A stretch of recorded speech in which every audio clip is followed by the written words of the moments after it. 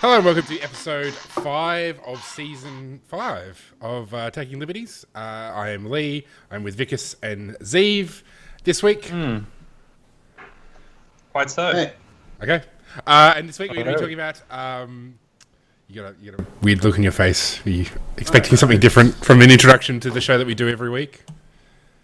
Yes, some drama. Okay, all right. And we'll do it. To Vickers or not to Vickers? That is the question. Taking Liberties. This week, we're going to be talking about the Grattan Institute's call to scrap the super guarantee.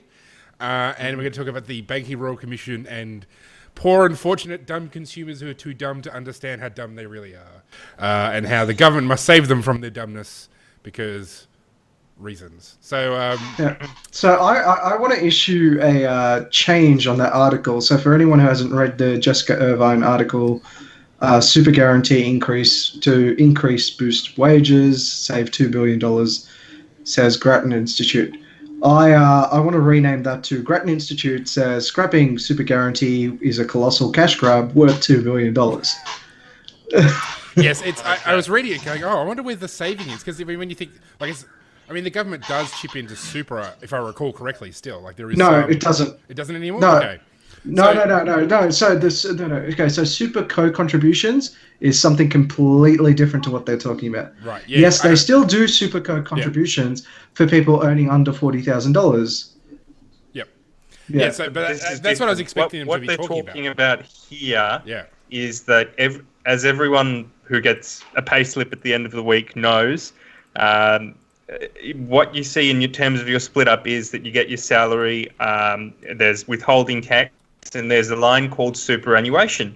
And that line is 9.5% of your gross salary goes towards your superannuation at the moment. And what they're calling for is not that that contribution be scrapped entirely. What they're calling for is that instead it go up to 12%.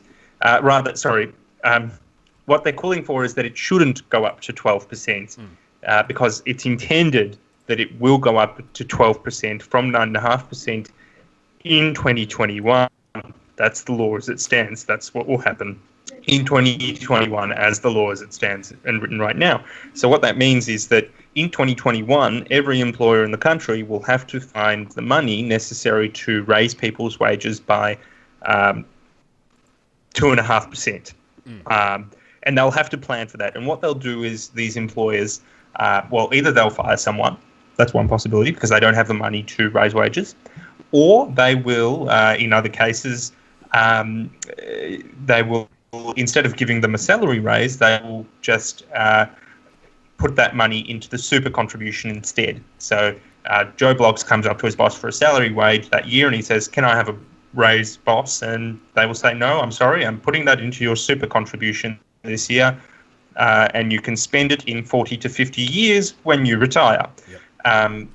So that's what the Grattan Institute is saying. Well, hold on a minute. Maybe we shouldn't do that. Maybe we should keep the current super contribution of 9% instead of the 12% rating. And that, Vickers says, is a massive cash grab because for people who are approaching retirement especially, they're going to be taxed at a much lower rate if that goes into their super, and they're going to benefit from it substantially if it goes into their super because they will get taxed at, say, 15% as opposed to 15%. As opposed to the highest marginal rate for the sake of argument. I mean, if you're in your 50s or 60s, you're much more likely. You're much more likely if you're in your 50s or 60s and approaching retirement to be taxed at the highest marginal rate, statistically speaking. You're much more likely to be a high-income earner. And basically, for those people, as Vickers says, it's a cash grab. In a sense, it's a cash grab for everyone else as well because you're being taxed at a high rate. But then you might say, well, I mean, it's money in your pocket now as opposed to 40, 50 years, and maybe that leaves you much better off. So whether it's a cash grab for people under 40 or so, even under 50, I'd say it's debatable. But certainly I agree that money in your pocket now is a good thing. Let's start by getting rid of this super guarantee, abolish pushing it down to zero and then cutting the income tax substantially too. Down to zero, my preference, but I'm being just ridiculous now. No, well, I mean, it's an interesting question because it's very much a what do we do? Yeah. Given that we live in the world that we live in, so the world we live in, the pension is guaranteed. So all of us will be able to get, provided we don't have the too high an income or too high assets, we'll have access to the pension when we turn 65 or whatever. Well, the pension might be a very small number when we get there. Yeah, I mean, just as an aside, I don't think there will be a pension when us, we're all about the same age. When we get to the retirement age, there won't be a pension because actually, I don't think so. I think the welfare state will have gone bust by then. But that's a separate discussion about my apocalypticism over the welfare state. But nevertheless, the notion that there is provision for a pension when you get older distorts people's incentives now. So, if there was no pension, young people like us would need to really think carefully about saving because, you really want that accumulation of compounded interest over time, be it through shares, be it through any sort of investment, so that you have a decent saving at the end, where right now we can just sort of say, well, I guess we can just depend on the government to look after us. So that changes people's incentives. And I don't know. To be honest with you, go on. So, I mean, I think... I don't know if it changes mine. I think, for my part, I think it would be crazy to rely on the pension. I think it's probably like a tiny little amount that you could probably do your weekly shopping with and not much else. I don't... Well, I mean, there's a lot of people who... we're relatively well-educated, so we're thinking about these things anyway. For a lot of people who, aren't... The nature of reality generally makes people think carefully about their actions. And so just welfare in general changes the incentives. And so I think Keating, so to me this really comes from Keating, I think he wasn't totally wrong. Like, this is not a terrible idea. When you think about, bad government policies, I don't think this is the worst. I mean, there's probably specific aspects of, therefore, a lot of this goes into union super funds that prop them up, and there's issues with that and governance and blah, blah, blah. So, I mean, there's consequences to how the policy operates. But in terms of should we do this or not, I'm actually a lot less concerned about this. Like, when you think about priorities of what bad government policy should go first, this doesn't really sit anywhere near the top for me because I think there is a genuine distortion of incentives, and this kind of maybe works towards somewhat fixing that. I could have gotten behind the super guarantee if there was a date that was set, say 19. I think it came in 1991, right? I would have said if you turned 18 on that year, so go back if you So basically, if you grandfathered in pensions for everybody before that, but then said everybody who's new to the system from this point onwards, there's no pension. Is that what There's no pension. Yeah. Everyone born after 1972 does not get a pension. Yeah. Right? If that was the rule that Paul Keating would have instituted, I'd be 100% behind the idea of super. It's a better substitution. Okay, I can understand that logic. Yeah. And but it's not. But the reality is, as you're both pointing out, really, is that it's not a substitution. It's on top of, and that creates some problems too. And I think it's. I mean, I guess we'll see. Sorry to interrupt, but it may be a substitution because the reality is the people who have spent their whole life saving under this guaranteed superannuation haven't reached retirement yet. I don't suspect. They're still probably 10, 20 years away. So 10 to 15 years away. Yeah. So if you see at that point a huge drop in the pension uptake, well then you could probably say maybe it did work. I mean, at least even if it sort of moderated the dependence on it, then you would say that's a successful policy. I guess we yet to see if that's the case. Well, no. The rate of pension growth has not slowed down. However, the actual pension amount has slowed down. They've what is the pension at now? I think it's $272. It's $278 a week, I think. Something like that, yeah. Which is not that much. Let me find out. Can I just note as well, while Vicus is looking this up, there are a couple of issues with super that we should mention, and good reasons why the contribution shouldn't increase. Holy fuck! The general reasons are, and we'll get to Vicus in a moment. One, there's a massive knowledge problem. Superannuation, if you're doing it properly, means that you need to watch all of your investments and the share market in a competent way to assess whether you've invested your super properly. Reality is most people don't do it, and most people don't know how to do it. If you're a tradie, Joe Bloggs on the street, you are much better off investing your money in the next house you're going to build and flip and chuck the savings into your bank account afterwards. No, I mean, there's things like, property. I mean, an index fund is an easy Sure. way to, Vanguard It funds. is. Vanguard fund. where you're basically buying a portfolio of shares from across the market. Absolutely. That may be a that's pretty sensible low idea, but intelligence. again, okay, I accept that, but some people may nevertheless feel that they have the know-how and skills necessary to add wealth in the present and in the future just by investing their money into what they know how to do. Look, the safest investment is to grab all those sheets of money, buy some precious materials, and put them in a hole in the ground. Sure. Mm-hmm. So I mean, that's more of an implementation issue rather than strictly just it's a bad policy. You could give people more access to their superannuation through a self-managed fund. I mean, I think there is some capacity to move your super into self-managed. Quite expensive. It is quite expensive, and the other problem, of course, is that people don't pay attention to it because it's locked away for 30, 40, 50 years. The reality is, guys, I mean, leaving the people on this podcast aside, there are people who just forget about it. There are millions, tens of hundreds of millions, I think, of dollars in super. The exact data, I can't speak to offhand.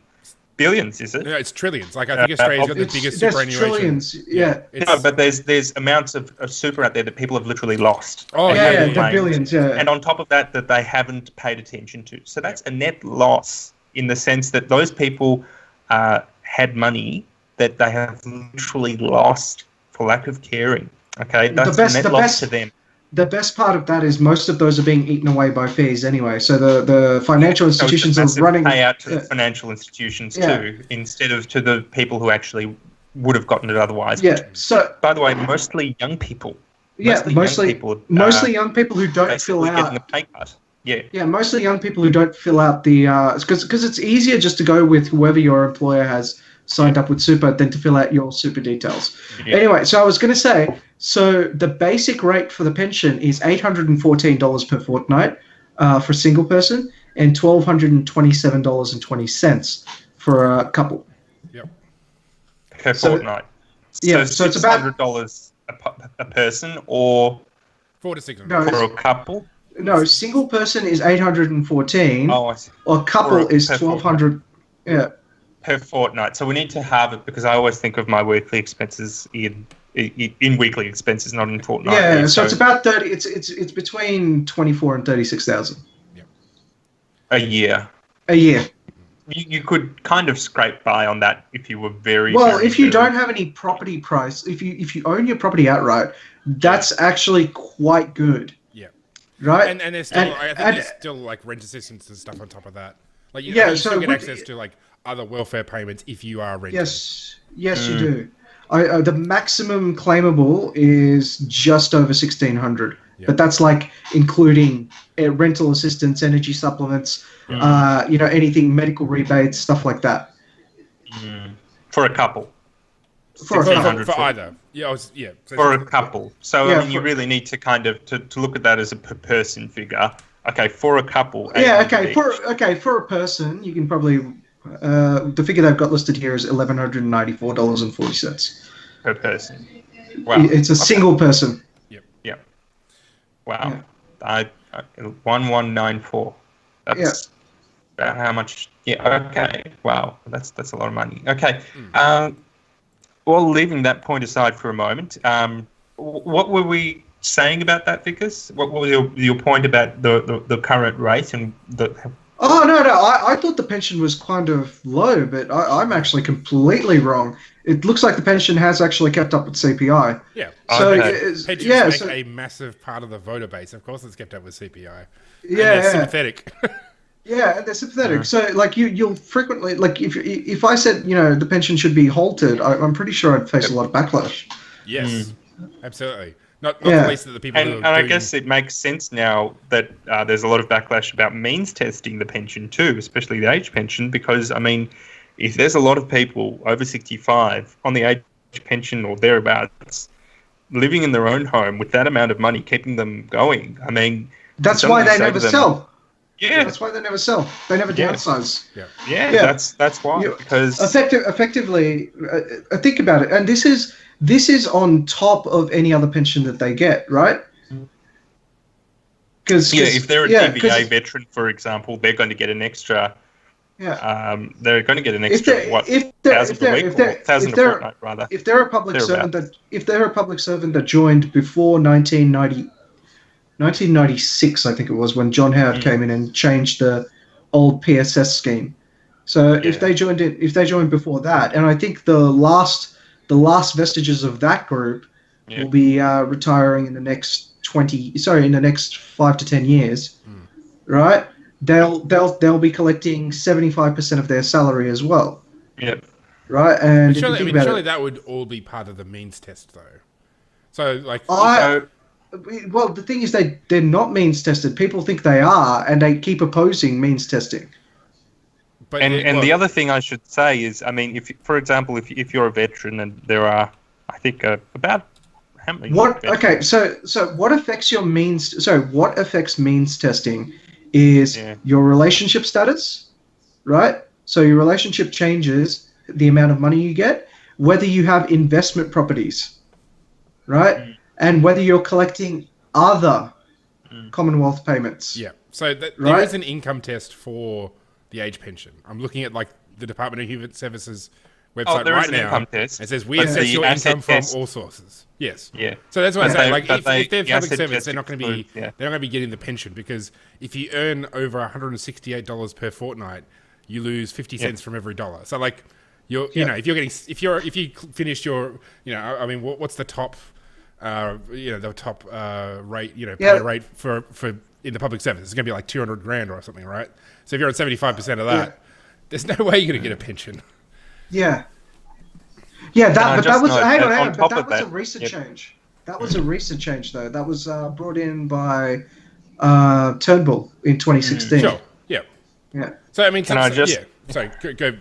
On top of that, I mean, there's 221,000 people who are either war widowers or veterans on disability or veterans getting a general pension, who are getting that on top of the ordinary pension. So, and that, I mean, the number varies, but to give you a rough idea, the average widower would get $909 per fortnight. The average single person would get about $894 a fortnight. This is from the DVA statistics page. So that's on top of the figure you mentioned earlier. So if you're getting effectively $2,000 per person per fortnight as a DVA pensioner, you can probably live more or less comfortably on that. You could actually buy a house on that. Yeah, and some people have. So, the pension, at least in some circumstances, can keep you going relatively comfortably. Yeah. Yeah. So like, sorry, go Vic, because then we'll sort of maybe steer it back towards the original. Yeah, I was trying to steer it back, and I was going to say, like, these numbers only seem small to people because they think, like, oh, okay, if I was living on 36,000, it'd be really hard to do. But if you get rid of the fact that now by the time you get to that stage, you don't have rent, right? The only thing you really have to pay for is electricity, but you're not going to use that much, right? And you're getting electricity payments as well. And you're also getting electricity payments for that anyway. But you don't use it that much, and you're subsidized. Groceries are your next biggest thing, food, right? Yeah. And medical, we don't have to worry about medical in this country because of Medicare, right? Yeah. So, I mean... And if DVA for DVA pensioners, for a lot of them, that's not an issue either. That's even private care is fully covered in that case. Go on. Yeah. So, yeah, I mean, like, the expenses and subsidizations mount up. Like, the elderly in our country actually have a pretty fucking great deal. And the great thing is people out there are always on their side to say, $36,000 a year is below the poverty line. Yeah. But it's not. But it's not usually for them because they have property, right? They've amassed a certain amount of wealth. Yeah. For those who do. For those who've reached that point. Yep. Yeah. So, well, the original topic was the compulsory super. So the question is, well, does this solve that problem? Like, does this get people off pensions? And I mean, if you're turning 60, like if you were born in 1972, which is, you would have turned 18 when this kicked in. I just don't think so. You're not going to retire still. It's like, what, 2030 something, when you're 65? It's going to be 2037 or something. So it's still a fair way off to see if that policy actually pays dividends. And I don't think it's the pension's going to destroy the budget. So in some ways it doesn't matter because like all the boomers are the ones who are going to get the pension anyway, and that's the biggest demographic. So like our demographic's not the one that's going to be soaking up all this pension money. It's the boomers who are not going to have this compulsory super who are going to destroy the budget. Yeah. But I just don't think you can rule it out as a matter of course. I think what Vic has said before is the best of all worlds, which is anybody who was born after compulsory super came in doesn't get a pension. End of story. I think the one thing I'm skeptical of is that upping it to 12% will solve the issue. I don't think it will. At the same time, I think this is kind of nibbling around the edges of the problem and tinkering without any real clue of what will do the job, so to speak. And sweet jumping Jehovah's! Anything else? This thing grew by $4.7 billion in 6 months. What thing? This, the pension. How is nobody talking about this? The pension outlay, as in the federal budget. As in in the federal budget, it grew by $4.7 billion in just half a year. It is the biggest growing expenditure. People are getting older. We shouldn't be too surprised by that. No. I'm not surprised by it. I'm just like, how is nobody talking about this? Oh.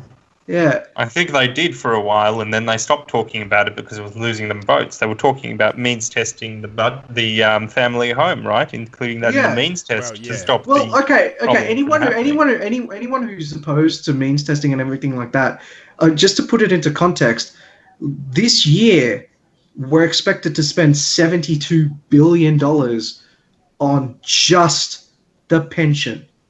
Just to put that into it's $400 billion. You mean or so? the aged pension? To be clear, this is not unemployment benefits. This is not anything else. It's just the aged pension for over 65 retarees. Yes. Or should I say over 67? Is it over 67? Over now? 65. It's over 65. Over 65. Okay.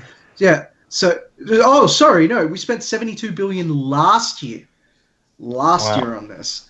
Okay. So and this year $76 billion in the last. This year. Sorry, in this half of the year, half that's occurred, right? That was by $4.2 billion so far. That's the increase so far. We don't know until the budget. So we can expect, judging by that, roughly, we can expect the budget this year to say that pension is $80 billion. More or less. If the first half year discloses a $4 billion increase, the next half year will maybe disclose another $4 billion, which gets that's assuming assuming a uniform rate of people coming in. It is, but is that unreasonable? No, because I'd say most babies are born in Australia at around the August and February periods. Oh, okay. So, Well, I can't speak to that. Yeah. But we're talking like what, a total budget size of about 400 billion, 368 billion last year. Makes up a significant proportion of the overall federal budget.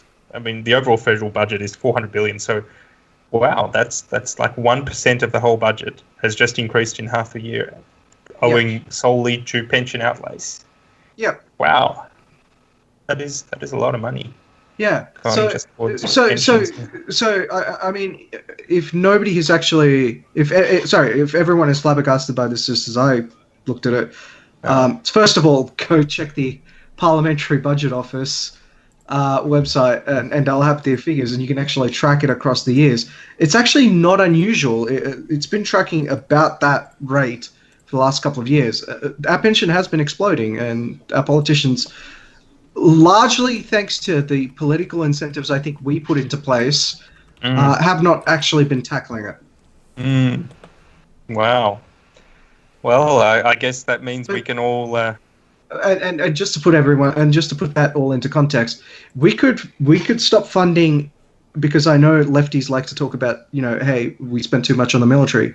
We could cut all military expenditure, literally stop paying all the soldiers in defense completely, and it would take us about 3.5 years to pay for 1 year of pensions. So you're saying our defense budget is about $30 billion?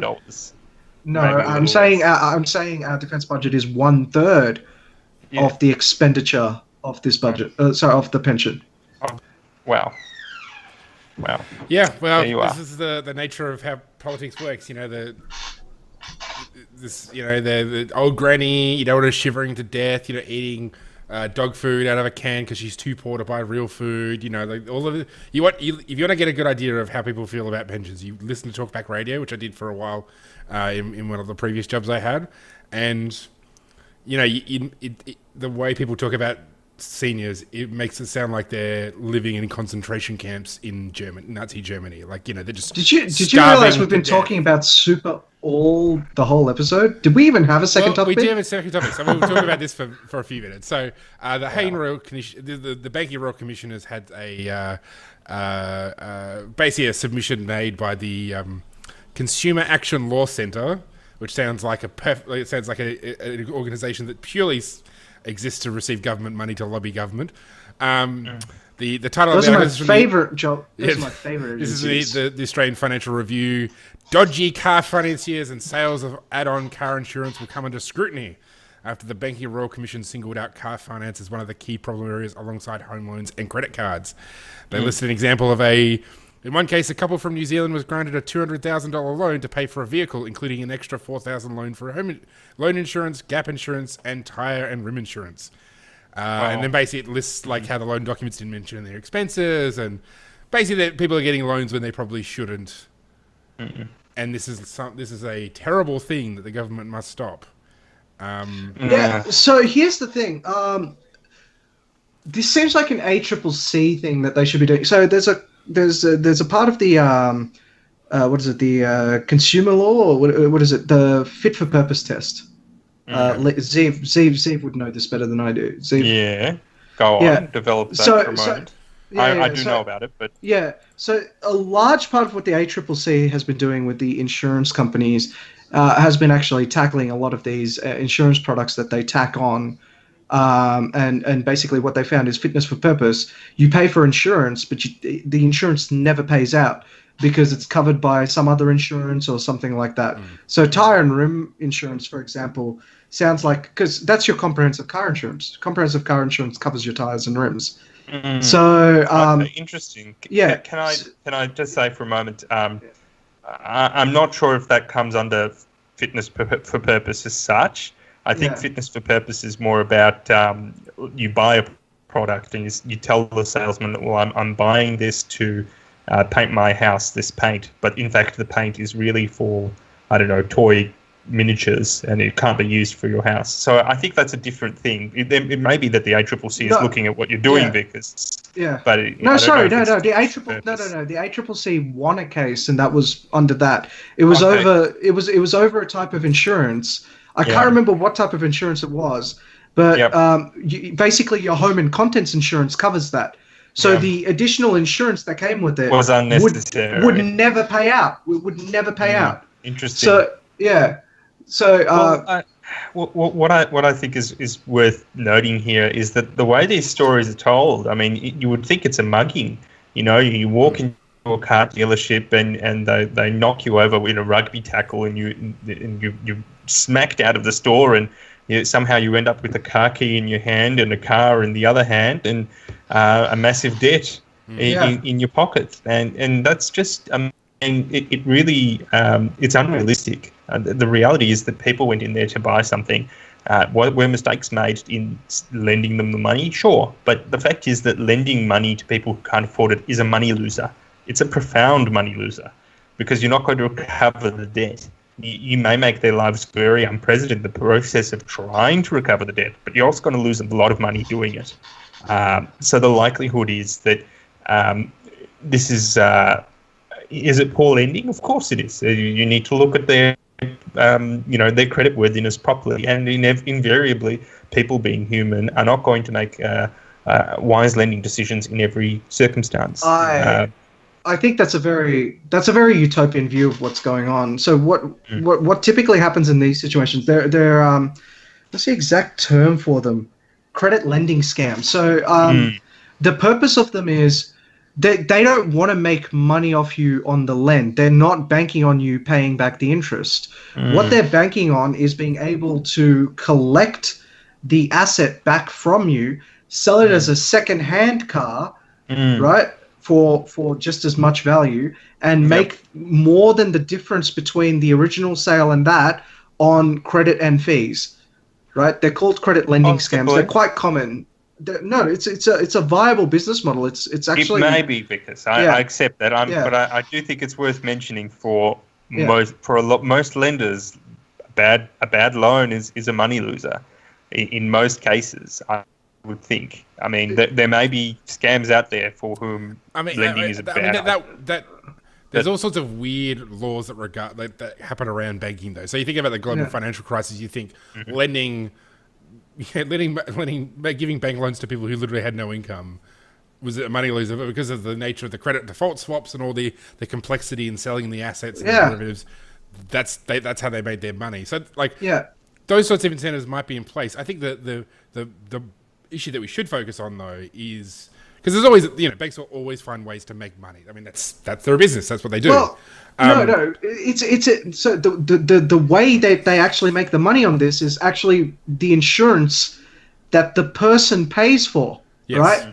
They're paying the insurance against the loss.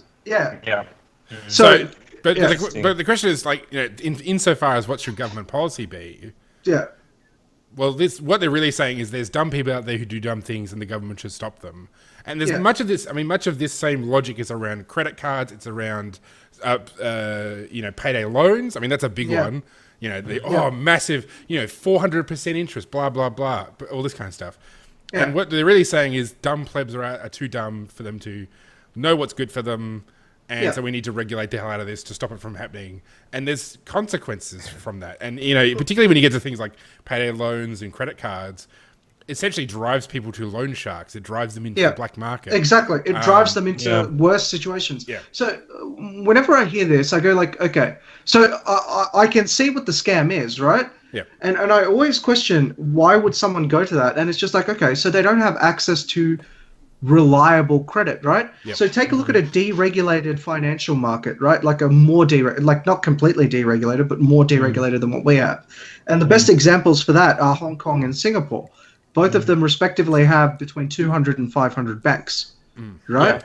So they've got thriving banking industries, and they're very deregulated. You very rarely see a scam like this pop up, and usually when they do, it spreads like wildfire. Like, people find out, they notice it immediately, and it's very quick that the place gets shut down just from not being able to grab business.